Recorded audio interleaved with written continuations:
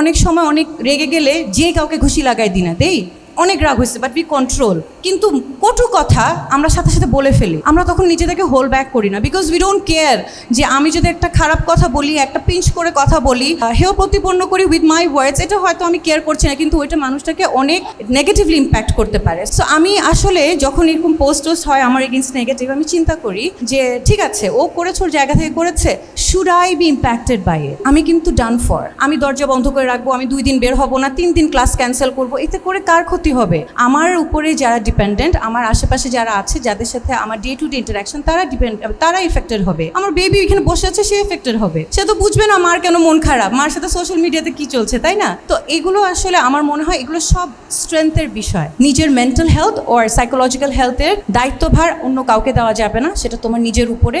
নিজেকে সেই শক্তিটা যোগান দিতে হবে, আর সৃষ্টিকর্তার উপরে ডিপেন্ড করতে হবে যে আপনি আমাকে পথ দেখান, আপনি আমাকে বিপদ মুক্তি দেন। হ্যাঁ, আর আরেকটা হচ্ছে যে নিজেরটা করব, অন্যের থেকে আমি যদি এক্সপেক্ট না করি, কিন্তু অন্য তো আমার উপর এক্সপেক্ট করতেই পারে, তাই না? তাহলে অন্যের মেন্টাল হেলথের বিষয়টা একটু মাথায় রাখবো। আমাদের যে কোনো প্রোগ্রামে আসলে ঢাকা বিশ্ববিদ্যালয়ে আমরা জানি যে আমাদের সাথে কোলাবোরেট করলে অনেক ভালো হয়, কারণ পাবলিক বিশ্ববিদ্যালয়, আমাদের নিজস্ব রিসোর্স কনস্ট্রেইন থাকে।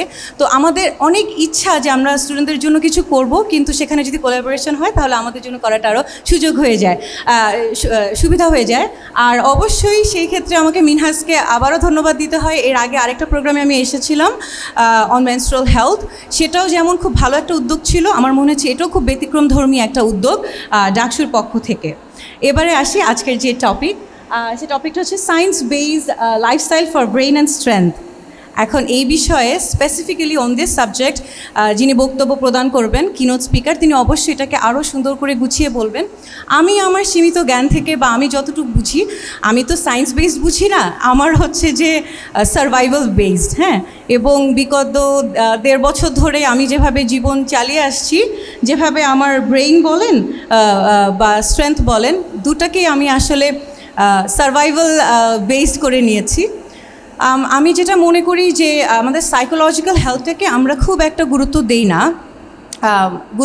এই কারণে আমরা মনে করি যে এটা খুব একটা মুখ্য বিষয় না।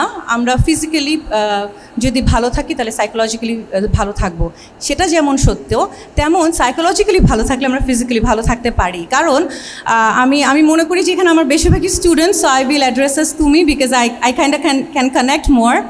তোমরা যখন মন খারাপ থাকে বা খুব টেনশনে থাকো বা অ্যাসাইনমেন্ট সামনে খুব স্ট্রেসে থাকো, তখন তুমি চাইলেও কিন্তু তুমি জানো যে এখন একটু হেঁটে আসা যায়, কিন্তু তুমি হাঁটতে ইচ্ছা করবে না, তোমার লেথার্জিক লাগবে, তোমার নড়তে ইচ্ছা করবে না। আমি জানি না, আমার সাথে এটা হয়। আমার যখন খুব মন খারাপ থাকে কোনো বিষয় নিয়ে, যখন আমি খুব বিচলিত থাকি, আমি তখন আর ফিজিক্যালি অ্যাক্টিভ থাকতে পারি না। কিছুটা কাজ আমি করি যেটা না করলেও নয়, কিন্তু মনের স্বতঃস্ফূর্ততা থেকে যতটা অ্যাক্টিভ থাকার কথা সেটা আমি থাকতে পারি না। তারপরে আমার ব্রেইন ওয়ার্ক, আমি জানি যখন আমার মন খারাপ থাকে, আমি একটু পরে বলবো, কখনো আমার রিসেন্টলি খুব মন খারাপ হয়। যখন মন খারাপ থাকে তখন আমি বুঝি আমার প্রোডাক্টিভিটিও কমে যাচ্ছে। আমি মনে করো 1 সপ্তাহে আমি জানি যে আমি কী কাজ করতে পারি। আমি আমার রিসার্চ পেপারে কাজ করতে পারি, আমি আমার ডিপার্টমেন্টাল কাজ করতে পারি, আমি আমার এক্সট্রা কারিকুলার অ্যাক্টিভিটিস যেগুলোর সাথে আমি জড়িত সেগুলো কাজ করতে পারি। আমার সব মাথায় লিস্ট করা থাকে, হ্যাঁ, যে এই সপ্তাহে আমার এটা শেষ করতে হবে, কিন্তু আমি সব লিস্টই আমার মাথায়, কিন্তু লিস্ট আর ঠিক হয় না, আমি আর কাজ আগাই না, আমি প্রোক্রাস্টিনেট করি এবং জমিয়ে রাখি। That only ads to my stress. তো আমার মনে হয় যে আমাদের ব্রেইনটা সচল বা অ্যাক্টিভ থাকে যখন আমাদের মনটা খুব অ্যাক্টিভ থাকে। তো সেটা আসলে এক ধরনের সেলফ প্র্যাকটিস একটা বিষয়। সেটা আসলে আমি মনে করি যে কেউ তোমাকে মন ভালো করে দেওয়ার রেসপন্সিবিলিটি কেউ নিতে পারবেও না। নিজের মধ্যে স্ট্রেংথ যোগান দেওয়া, শক্তিটা যোগান দেওয়া কমপ্লিটলি তোমার উপরে। তুমি সাহায্য চাইতে গেলেও তুমি আল্লাহর কাছে সাহায্য চাইবা বা সৃষ্টিকর্তার কাছে সাহায্য চাইবা, কিন্তু এই বাদে তুমি যখনই মনে করবা যে আশেপাশে ও কেন আমাকে সাহায্য করলো না, এ কেন আমার সাথে এরকম করছে, তখন তুমি ডিপেন্ডেন্ট হয়ে যাবা অন্য একজন মানুষের প্রতি। এবং মানুষ কিন্তু আসলে দিন শেষে তোমারটার আগে নিজেরটা দেখবে, তার স্বার্থ দেখবে। তুমি যখন মনে করবে যে সে আমারটা দেখলো না কেন, তখন তুমি যখনই তোমার ডিপেন্ডেন্সি গ্রো করবে, তুমি দেখবা যে তোমার মেন্টাল স্ট্রেংথটা কমে যাচ্ছে। মেন্টাল স্ট্রেংথ কমে গেলে তোমার ব্রেইন অ্যাক্টিভিটি কমে যাবে, কারণ তোমার কিছুই করতে ভালো লাগবে না, because you are dependent on somebody else feeding into that confidence in you. That dependency creates a lack of confidence, a lack of conviction, and something that you want to do with the help of others, যে ও এরকম করলে হয়তো আজকে আমার মন ভালো থাকলে আমি কাজটা শেষ করতে পারতাম। No, don't do that. আচ্ছা, রিসেন্টলি আমি যেটা বলেছিলাম যে আমি দেখলাম যে আমি আমার মেন্টাল স্ট্রেংথটাকে অনেক বেশি গুরুত্ব দিই। হ্যাঁ, আমি তোমরা জানো যে অলরেডি আমি কিছু না হলেও বাংলাদেশে আমার মনে হয় কোনো একটা ইস্যু হলেও সবার আগে আমাকে সেখানে কীভাবে টেনে এনে রেলেভেন্ট করা যায় তার প্রচেষ্টা চলছে। It's not even relevant with me. আজকে একজন তারকার কোনো একটা পার্সোনাল লাইফে চেঞ্জ আসলো, আমি দেখছি আমার ছবি দিয়ে ছবি বানানো হচ্ছে। হাউ ইজ ইট রেলেভেন্ট, তাই না? এবং আমি আরেকটা কথা আমি বলি, হ্যাঁ, আরেকটা কথা আমি বলি, আমরা মেন্টাল হেলথ একটু, ইফ ইউ এক্সকিউজ মি, আমি এই ফোনটা একটু ধরবো, একজন আমার জন্য বাইরে ওয়েট করছে, আমি তাকে একটু বলবো ঢুকতে। আচ্ছা মিনহাজ, তুমি কি কাউকে একটু পাঠাতে পারবা? একটা আপু আছে সুনীল আপু, ওনাকে জাস্ট রিসিভ করে কনসার্টে এখানে নিয়ে আসতে পারো। আচ্ছা, কল দিয়ে দাও ডাইরেক্ট। আচ্ছা, সরি কারো একজনকে, এই যে এখানে আবার একটা এক্সাম্পল দিই, আমি ফোনটা না ধরলেও পারতাম, আমি ওনাকে কিছুক্ষণ দাঁড়া করে রাখতে পারতাম, উইচ ইজ আমি একটা স্পিচের মধ্যে। আমি কেন করিনি?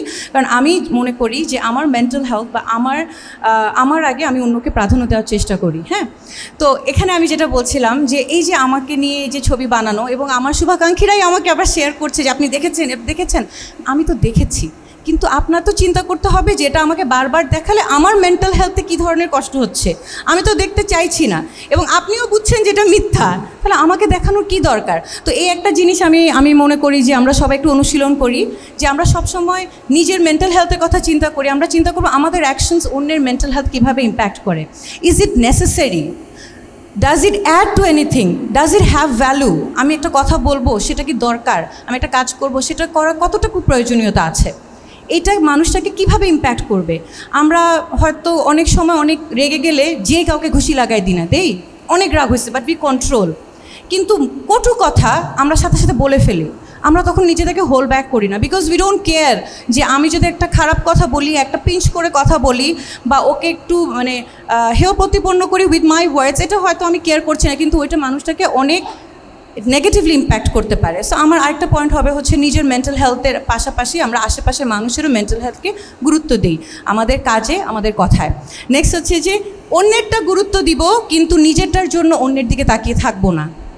একটা হচ্ছে আমি আমারটা নিজের টেক কেয়ার করব, আমি অন্যেরটাও টেক কেয়ার করব, কিন্তু আমারটা কেউ টেক কেয়ার করবে কখন, করছে না কেন বুঝলো না, এটা আসলে আমি করব না। সো আমি আসলে যখন এরকম পোস্ট হয় আমার এগেনস্ট নেগেটিভ, আমি চিন্তা করি যে ঠিক আছে, ও করেছে, ওর জায়গা থেকে করেছে, should I be impacted by it?